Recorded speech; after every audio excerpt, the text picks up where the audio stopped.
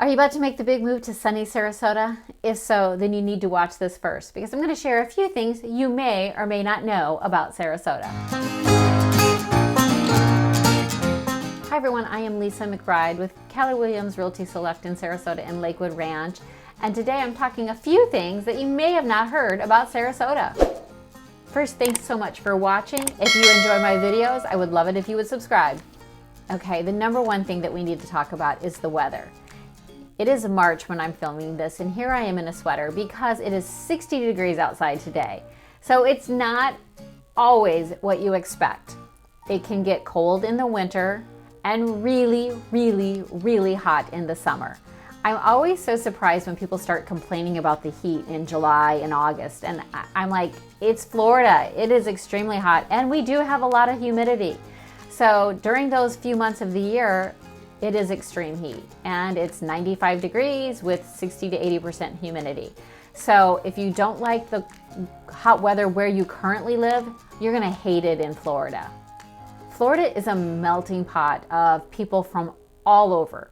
There's a lot of diversity, people from all states, from different countries, and everyone's coming with their own set of perceptions, rituals, thought processes, what they like and don't like, and they may not all agree with everything that you like or dislike. So we do have a very eclectic, diverse population, and I think it makes it fun because everyone comes with a story, with a history, and things to share. Now we have something called red tide. It's an event that happens along the coastline when algae, like a plant-like organism, grows out of control. The name red tide comes from the fact that this overgrown algae can cause water to change color and it looks red. Now it can ruin the water, it kills fish, it smells. You don't want to be out on the beaches when there's red tide. Now this is not something that occurs every year.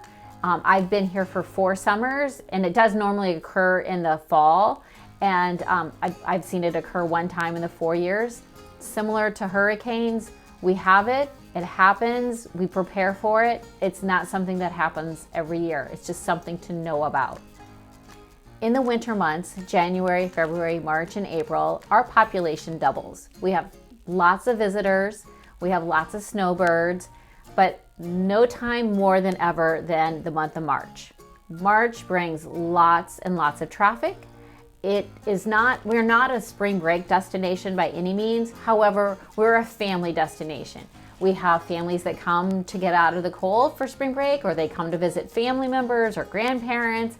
And so it takes twice as long to get anywhere during the month of March. You have to have a reservation to have dinner out.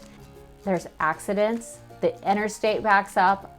March is crazy. So I would recommend you letting your visitors know it's better to come earlier in the winter or later into the spring.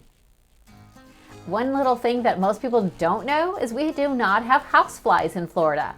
Now, we don't have houseflies, which is really nice, but we have these ugly, black, pesky little bugs called love bugs. Now, they're black.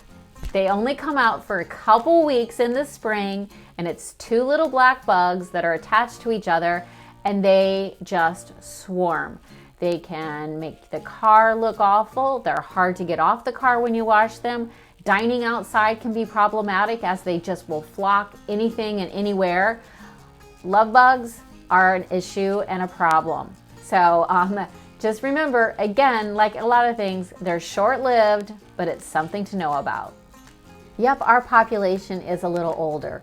37% of the people in Sarasota County are over the age of 65. Now, we're not as old as Naples or Marco Island or even the Villages, but we're also much older than Tampa or Orlando. Now, this comes with its pros and cons. For instance, we have lots of amazing theater, performance centers, things like that that are catered to our older population, which is great. Also, we have lots of classes, lecture series. However, one thing that is frustrating is that they have these events and these classes during the day, 10 o'clock in the morning, 1 o'clock in the afternoon. It's a little frustrating if you want to take a photography class and the only time it's offered is during the day, because there are still lots of us that are still working, and so keep that in mind. It is not cheap to live in Sarasota. Affordability is subjective depending on where you're living throughout the United States. However, our average price is slowly creeping up there to be close to $500,000. Now, I know lots of people are drawn to the location due to the water and the sunshine and our performance centers. However, it is not affordable or cheap. To live in Sarasota, to get a simple 3-bedroom, 2-bath home is close to $400,000. And to add a pool to that, you're definitely going up in price. And these are just 1,700 square feet home, nothing fancy. If you want to be close to the water, prices are going to start at $1 million. Speaking of affordability, one thing that goes along with this is that we don't have a large job market. Our biggest industry is the service industry. So finding a good paying job is a little harder. If you're in banking, medical, or the legal field, you may have a great shot at it, but anything else, it's really hard. And I know a number of people that drive to St. Pete and Tampa for their day-to-day jobs. Keep in mind is our sandhill cranes have the right of way. They are a protected species and you want to let them cross in front of you, and cross they will. These beautiful birds just walk out in the traffic, across neighborhoods, in your yards. They're everywhere and they're beautiful and they're fun to see, but they can get in the way. You need to be very, very careful of these birds because they'll walk right in front of you. So as we grow, we're also disrupting a lot of other animals such as coyotes, bobcats. You're gonna see wildlife throughout your neighborhoods, and that's just part of living in Florida. Moving to a new city is never easy, but do a lot of research. I know there's a lot of information out online about the pros and the cons of living in Sarasota. We definitely have a beautiful city, but it's not perfect for everyone.